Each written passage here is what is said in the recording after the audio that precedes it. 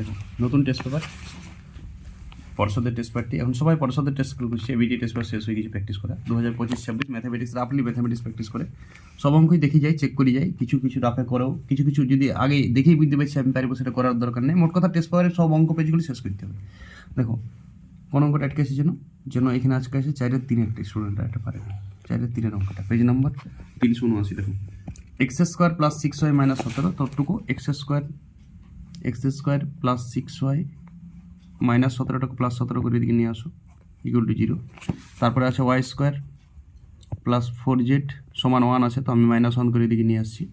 আর তারপরে আছে z² + 2x = 2 আছে, তো -2 করে দিকে নিয়ে আসছি। তিনটা সমীকরণ যোগ করে দাও, বলো x² y² z², এখানে আসছে 2x, সাজাচ্ছি আমি 2x + 6y + 4z সমান এখানে 17 থেকে 3 বিয়োগ মানে 14 হচ্ছে সমান 0। এবার 14টাকে আমি ইউজ করছি 3 জায়গায়। x² 2x এর সঙ্গে একটা 1 অ্যাড করছি, x² + 2x + 1, এটা একটা ব্র্যাকেট মারা দাও। y² + 6y, তো এখানে 9 ইউজ করো, 9 এর আগে 10 ইউজ করলাম। আর z² + 4z এর সাথে 4 যোগ করো। দেখো এগুলো সব নিজে নিজে পূর্ণবর্গ হচ্ছে। পূর্ণবর্গ খুব ইম্পর্টেন্ট বীজগণিতে, 7 ক্লাসে আছে, শিখতে হবে ভালো করে। y + 3 তার হোল স্কয়ার, z + 2 তার হোল স্কয়ার সমান 0। 7 ক্লাসের মূল অঙ্ক হচ্ছে পূর্ণবর্গটা শেখা, বর্গ ভাঙা না, পূর্ণবর্গ শেখা। যে স্টুডেন্ট পূর্ণবর্গ দুরন্ত সে অঙ্কে দুরন্ত হয়। তাহলে x = -1, y = -3 আর z = -2। এবার বার ভিত্তি বলিছে x² + y² + z² এর মান, তাহলে বর্গ করে দাও। 1 3 × 9 আর 2 × 2 = 4, তাহলে 9 এর আগে 10 একে 14, তাহলে কত উত্তর হচ্ছে 14 উত্তর হচ্ছে। সবাই ধ্যান দেবে অঙ্কটার দিকে, খুব ভালো অঙ্ক, প্র্যাকটিস করো, রিপিট করো। ওকে, দেখো পেজ নম্বর 373-এরই 4-এর 7-এর অঙ্ক। দেখো এটাও সবাই আটকে দিতে পারে। 4-এর 7-এর অঙ্কটা, এই অঙ্কটা তুমি ধ্যান দাও, স্কেচ পেন করি। এবিসি ত্রিভুজের বিডি এবং সি মধ্যমাদয় পরস্পরের উপর লম্ব, এবি 6, এসি এডি 8 হলে বিসি এর মান নির্ণয় করে। একদম মার্ভেলাস অঙ্ক। এই বিষয়টা এই টেস্ট পেপারটা সেরা অঙ্ক। দেখো করছি এটা সবাই ম্যাক্সিমাম স্টুডেন্ট আটকে আছে। এটা 379 পেজেতে এই 4-এর 7-এর অঙ্কটা দেখবে তোমার আটকে থাকবে, ঠিক আছে। আরে টিচারদের জন্য দিয়েছে, একটু স্টুডেন্টের জন্য দিইনি অঙ্কটা। দেখো এবিসি একটা ত্রিভুজ আছে, এই ত্রিভুজের মধ্যমা সম্বন্ধে নলেজ চাই একটু। তাহলে এটা বিডি মধ্যমা এইটার মিডিল পয়েন্টে ছেদ করে। আর একটা মধ্যমা আছে সিই, তো এই মধ্যমা দুটো আবার পরস্পরকে লম্ব পরস্পরের উপর, তাহলে এটা ও বিন্দুতে ছেদ করেছি আমি ধরে নিয়েছি এখন। তাহলে এইটা 90 ডিগ্রি অ্যাঙ্গেল, এইগুলো 90 ডিগ্রি অ্যাঙ্গেল, পরস্পরের উপর লম্ব বানানি, এটা সব 90 ডিগ্রি। জেনারেলি এটা হয় না কিন্তু 90 ডিগ্রি। তাহলে এই মধ্যমাটার 2 এখনো কত বিভক্ত হয় আমরা জানি, তাহলে এটাকে x ধরো, এটাকে 2x ধরো। এই টোটাল মধ্যমাটা 3x, আর এই মধ্যমাটাকে আমি 3y ধরে নিচ্ছি, তাহলে এটা y, এটা 2y। 1:2 অনুপাতে বিভক্ত হয় ভরকেন্দ্র, এটা তো ভরকেন্দ্র মধ্যমাগুলো যেখানে ছেদ করে। আবার দেখো এটা সমকোণী ত্রিভুজ আছে, ভালো করে বুঝতে হবে কন্ডিশনটা। তাহলে এইটা এই এবি বাহুর মাপ দিয়ে দিয়েছে, এবি বাহুর মাপ হচ্ছে 6, তার মানে এটা 3 বটে, মিডিল পয়েন্ট তো 3 3 6। আর এসি বাহুর মাপ দিয়ে দিয়েছে 8, তার মানে এটা 4 4। তাহলে দেখো এই ত্রিভুজটার দিকে ধ্যান দাও, সবাই এই ত্রিভুজটার দিকে ধ্যান দাও, এই ত্রিভুজটার দিকে ধ্যান দাও, এই বি ও ই। তাহলে বি ও ত্রিভুজ থেকে কি পাচ্ছি, ছবির দিকে খুব কনসেপশন। দেখো এইটা 90 ডিগ্রি অ্যাঙ্গেল, তার মানে এটা লম্ব স্কোয়ার, এটা ভূমি স্কোয়ার সমান অতিভুজ স্কোয়ার, মানে 3 3 9, 3-এর বর্গ। এটা 1 নম্বর। আবার এই ত্রিভুজটার দিকে ধ্যান দেওয়া এবারে, এই ত্রিভুজটার দিকে মানে ডিওসি। তাহলে ডিওসি থেকে কি পাচ্ছি, এটা আমার ওয়াই ধরা আছে, তাহলে এটা তো 2y বটে। তাহলে আমি লিখবো এটা x² আগে লিখছি সেটিংয়ের জন্য, 2y² = 4 4 16, এটা 2 নম্বর। দেখো এবারে 4 এটাকে কত 5x², 2 2 4 এটাকে 5y², 9 আর 16 তে 25, 5 দিয়ে ভাগ করো, তাহলে x² + y² = 5 পাচ্ছি।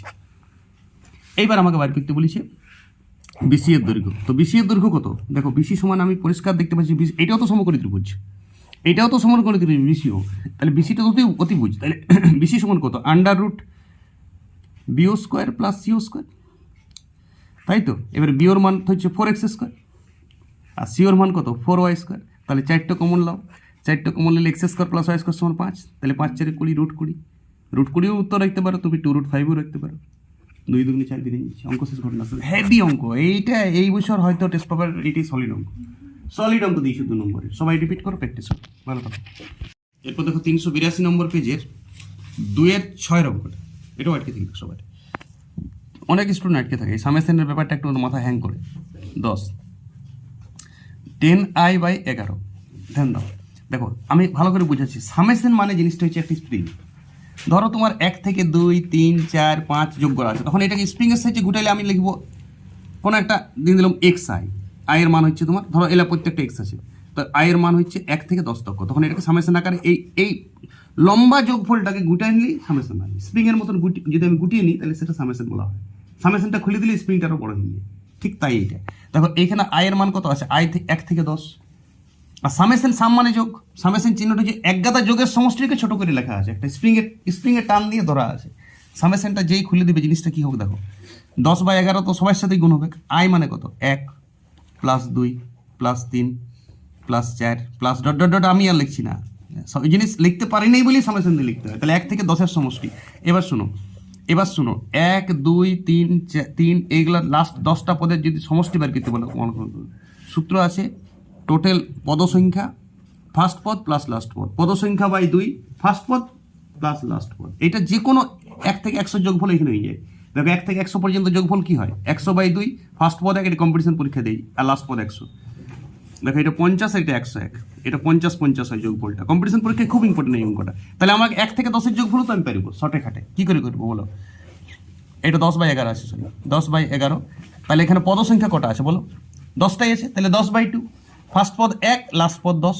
তাহলে দেখো 10 আর 1 11, এই যে 11 কেটে গেল, 11 কেটে গেল, আর 11 লিখে কি লাভ আমার, আর 2 5 2 10, তাহলে 5 10 50। ব্যাপারটা বুঝলে, সামেশন জিনিসটা বুঝলে, সামেশন হচ্ছে ওইখান থেকে ওই তক্ষ যোগফল। আর যোগফলের শর্ট রূপ 1 থেকে 50-এর যোগফলের সূত্র কত, ফার্স্ট 1 থেকে 50 পর্যন্ত যদি পরপর যোগফল বলে, তখন আমি কি করবো, পদ সংখ্যা 50/2, ফার্স্ট পদ 1, লাস্ট পদ 50।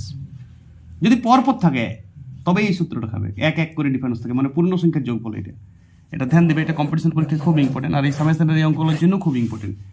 ওকে, এরপর দেখো 380 পেজে 14 একের অঙ্কটা, পরিমিতির একটা অঙ্ক। এটা আটকে দিতে পারে সবাই। এত ব্যাস বিশিষ্ট একটি বাঁধানো কূপে জলের গভীরতা 4 মিটার, 11.2 সেমি ব্যাস বিশিষ্ট একটি পাইপ দিয়ে 12.5 মিটার সমস্ত জল বের করতে মিনিটে কত বেগে জল পাম্প করতে হবে। এই বিষয় মিনিটের জল পাম্পের একটা অঙ্ক আসবে লম্বিতার চৌং থেকে। রিসেন্ট আমি একটা সাজেশন দেবো পরিমিতির, সব চ্যাপ্টারই সাজেশন দেবো, দেখবে তুমি এই অঙ্কটা আসার চান্স খুব। দেখো এইখানে যে অঙ্কটা দেওয়া আছে, এইরকম একটা কূপ আছে, আমি এটা কূপ ধরছি, তো এইখানে একটা পাইপ ফিট করা আছে, তো পাইপ দিয়ে দেখো পাইপটাও চোং, পাইপটাও তো লম্ববৃত্তাকার চোং, তো পাইপ দিয়ে প্রতি মিনিটে বেরিয়ে যাওয়া জলের আয়তন আমি H ডেসিমিটার পার মিনিট ধরলাম। এটা খুব ইম্পর্টেন্ট, এইটা তুমি ভাষাটা লেখো, আমি ভাষা লিখবো না। ধরি পাইপ দিয়ে প্রতি মিনিটে বেরিয়ে যাওয়া জলের উচ্চতাটাই বেগ। এইটা ছাত্রছাত্রী খুব কম বুঝে, এইটা কম বুঝলে তোমার অঙ্ক কঠিন হবে। H ডেসিমি পার মিটার, এই পার মিনিট, প্রতি মিনিটে পাইপ দিয়ে বেরিয়ে যাওয়া জলের উচ্চতা কত, H ডেসিমিটার। এবারে শুনো, এবারে দিয়ে আছে পাইপের ব্যাস, তো পাইপের ব্যাসটাকে 28 আছে, 2.8 আছে, আমি ডেসিমিটারে নিয়ে যাবো, ডেসিমিটার অঙ্ক করবে, তাহলে ব্যাসার্ধ 28/2 হবে। এটা পাইপের ব্যাসার্ধ, লিখবে ভাষাটা একটু। পাইপের জলের গভীরতা দিয়ে আছে 4 মিটার, তো ওইটাকে 40 ডেসিমিটার ধরবে। হ্যাঁ, এইটা হচ্ছে কূপের জলের গভীরতা। তাহলে কূপের আয়তন কত বলো, কূপে কত জল স্টক আছে, তাহলে কূপের জলের আয়তন তুমি তার আগে ভাষা দিবে যে কূপের জলের আয়তন, কূপের জলের গভীরতা, কূপের জলের ব্যাসার্ধ, সব লিখবে তথ্যগুলো। কূপের জলের আয়তন আমি ডাইরেক্ট করছি শর্তানুসারে, এটা লাস্ট লাইনটা। কূপের জলের গভীরতা কত, পাই 28/2 তার হোল স্কোয়ার, পাই আর স্কোয়ার, আর এইচটা হচ্ছে 40। এটা কূপের জলের আয়তন, কূপের যে জলটা আছে তার আয়তন, এত ঘন ডেসিমিটার হবে। ঘন ডেসিমিটার মানে এই লিটার আমি লিখতে পারি, শর্তানুসারে করছি, তো এখন আমি একটু দেবো না, তার উপরে তুমি এই পরিচয় দিবে যে কূপে থাকা জলের আয়তন, আর পাইপ দিয়ে প্রতি মিনিটে কত জল বের হচ্ছে, H ডেসিমিটার। এবার আমি পাইপের ব্যাসার্ধ দেখো দিয়ে আছে, ওইটা পাইপের তথ্যগুলো এদিকে লিখবে, এইদিকে কূপের তথ্যগুলো, এদিকে পাইপের তথ্যগুলো। পাইপের ব্যাসার্ধ কত, সাজানো অঙ্ক পুরো। পাইপের ব্যাসার্ধ কত বলো, পাইপের ব্যাসার্ধ 11.2 সেমি ব্যাস বিশিষ্ট, তার মানে এইটা হবে 1.12/2 তার হোল স্কোয়ার, এটা ব্যাসার্ধ পাইপের, ঠিক আছে। আর সময়টা দিয়ে আছে, যে 12 টাইমটা দিয়ে আছে, এটা টাইমটা দিয়ে আছে 12.5 মিনিট। দেখো পাইপ দিয়ে তাহলে 1 মিনিটে কত জল বের হবে, 1 মিনিটে যেটা উচ্চতা সেইটাই জল বের হবে। 1 মিনিটে পাইপ দিয়ে কত জল বের হবে, পাই ডেসিমিটারে নিয়ে গেছি আর স্কোয়ার ইন্টু H, এই যে H ধরেছি, প্রতি মিনিটে বেরিয়ে যাবে, এটা পাইপ দিয়ে প্রতি মিনিটে বেরিয়ে যায় জলের আয়তন, ভাষা লিখতে হবে। তাহলে পাইপ দিয়ে 12.5 মিনিটে কত জল বের হবে, ইন্টু 12.5, এটাতে সব জল শেষ হবে বলছি কূপের। তাহলে এইটা সমান নিশ্চয়ই এইটা হবে, তবে তো আমি এইচের মানটা বের করতে পারবো, পাইপ দিয়ে কত মিনিটে জল বেরিয়ে যায়। জেনারেলি পাইপ দিয়ে কত মিনিটে জল বেরিয়ে যায় অন্য অঙ্কতে দেওয়া থাকে বইয়েরগুলোতে, এটাতে সময়টা দিয়ে দিয়েছে, অন্য অঙ্কতে সময়টাই বের করতে হয় এখানে। তাহলে শর্তানুসার আমি কি লিখবো, পাই 1.12/2 তার হোল স্কোয়ার, পাই আর স্কোয়ার, আর পাইপ দিয়ে প্রতি মিনিটে বেরিয়ে যায় জলের উচ্চতা এইচ, এটাই বেগটা, এটাই বেগ পাব, এটাই বেগটাই উচ্চতা।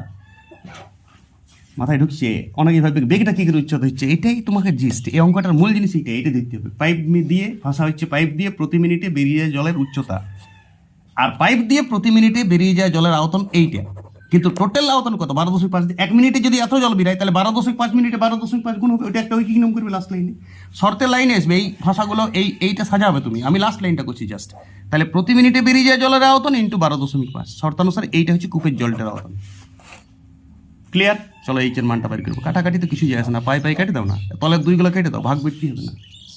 চলো কি হবে দেখো, এটা সেন্টিমিটার আছে, 11.2 সেন্টিমিটার আছে, আর ওইটা মিটার আছে। চলো আমি করছি 28 2 পিস ইন্টু একটা 40 আছে, নিচে কত 1.12, এটাও 2 পিস 1.12, আর 12.5 এটাও নিচে বসবে, বাকি সব কেটে গেছে, এটাই উত্তর। তো শুনো, 28 গুণিত 40, আর দেখো দুটো শূন্য একটা শূন্য, আমি 10⁵ করে নিচ্ছি, ঝামেলা ঝঞ্ঝট বুঝাও। 112 125, চলো 28 দিয়ে কাটো, খুব ভালো রিলেশন আছে, 4 28 112, 4 28 112, ঠিক আছে। এবারে 4 এইটা কাটো, 4 125 গুণ করে দাও, 4 125 গুণ করলে হয় 500, আর 500 সঙ্গে 4 গুণ করলে হয় 500 সঙ্গে 4 গুণ করলে 2000, ঠিক আছে। 10⁵ আছে, কোনো ব্যাপার নেই। 6 পিস শূন্য আছে, তো 3 পিস শূন্য কেটে দাও, তাহলে 4000/2, 4000/2 মানে 2000 ডেসিমিটার, কারণ আমি ডেসিমিটার ধরেছিলাম, এই ডেসিমিটার পার মিনিট।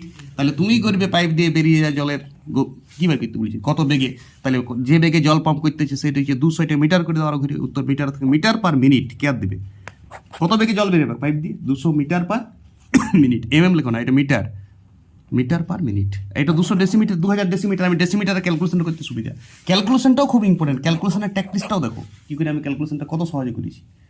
অঙ্কটা সবাই রিপিট করো, প্র্যাকটিস করো, আর এই ভাষাগুলো অবশ্যই বসাবে। আমি ভাষাগুলো বলেই গেছি, তুমি ভাষাগুলো ফলো করেছো। এইদিকে কূপের তথ্য দেবো, কূপ বলে লিখবে, এদিকে পাইপ বলে লিখবে। পাইপ দিয়ে প্রতি মিনিটে বেরিয়ে জলের বেগ এইচ ডেসিমিটার পার মিনিট ধরে নিয়েছি, ওইটাই পাইপের উচ্চতা, পাইপের চোখের উচ্চতা, পায়ার স্কয়ার এইচটা ওইটাই, বেগটাই উচ্চতা। এটা প্রতি মিনিটে বেরিয়ে জলের আয়তন, এটা 12.5 দিয়ে গুণ করে দিলে। ক্যালকুলেশন একটাও করো না, শর্তানুসারে রাখো, কাটাকাটি যাবে। তো ক্যালকুলেশন করে আমার কী লাভ, আমি যদি গুণ করে রেখে দিই তোমাকে আরও খাটতে হবে। পরিমিতির অঙ্ক শেষ লাইনে ক্যালকুলেশন করবে, শর্তানুসারে যেগুলো আসবে, যেগুলোতে এইচ এর মান বার করতে হবে বা আর এর মান, আর পরিমিতির এই টাইপেরই অঙ্ক দেয় পরীক্ষায়। প্র্যাকটিস করো, ভালো থাকো।